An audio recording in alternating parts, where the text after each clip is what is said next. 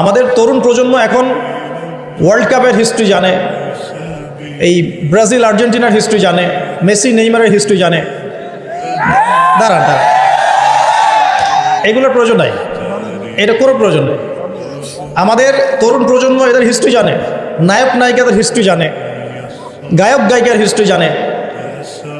ও যে পতিতা, যেটা আধুনিক পতিতা আর কি, যেটা সরাসরি পতিতা ভিত্তিতে জড়িত না থাকলেও মানুষকে উৎসাহিত করে, উদ্বুদ্ধ করে, অশ্লীলতার ফেরিওয়ালা, তাদের হিস্ট্রি জানে। বলিউড হলিউডের হিস্ট্রি জানে। আমাদের তরুণ প্রজন্ম সব জানে এগুলা, cricket, football, everything. Bollywood Hollywood, বিশ্বকাপ আসলে তো কথাই নাই। কিন্তু আমাদের তরুণ প্রজন্ম আমাদের শেকড় জানে না। কয়জন তরুণ জানে যে আমরা এমন একটা জাতি ছিলাম যারা সারা বিশ্বকে নেতৃত্ব দিয়েছি? নেতৃত্ব দেওয়া ডিফারেন্ট জিনিস, মানে সারা বিশ্বের কোনো কিছুই আমাদের পারমিশন ছাড়া হতো না।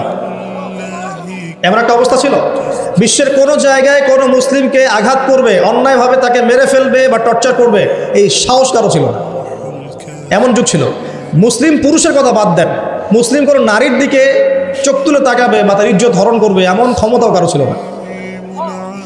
এটাকে রূপকথার গল্প মনে হচ্ছে না এখন? বিগত 100 বছরে এই পরিস্থিতি দেখে মনে হচ্ছে এমনও কি সময় ছিল? হ্যাঁ, এমন সময় ছিল। এই তো বেশি দিন আগের কথা নয়।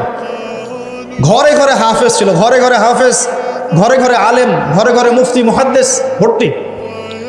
শুধু তাই নয়, বিজ্ঞানী দিয়ে ভর্তি, ফিলোসফার দার্শনিক দিয়ে ভর্তি, অ্যাস্ট্রোনমিস্ট দিয়ে ভর্তি, জ্যোতির্বিদ্যায় পারদর্শী, বায়োলজিতে পারদর্শী, কেমিস্ট্রিতে পারদর্শী, এরকম ঘরে ঘরে ছিল। বর্তমান বিশ্বের যে শিক্ষা সেক্টরগুলো আছে, প্রত্যেকটা সেক্টরের ভিত্তি মুসলিমরা দিয়ে দিয়েছে বিশ্বকে, জানেন?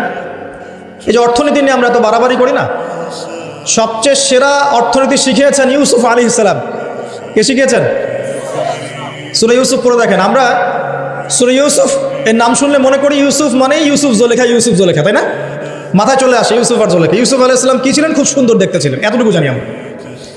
কিন্তু ইউসুফ আলাইহিস সালামের বাহ্যিক সৌন্দর্যের চাইতে তার চরিত্রের সৌন্দর্য আরো অনেক বেশি ছিল।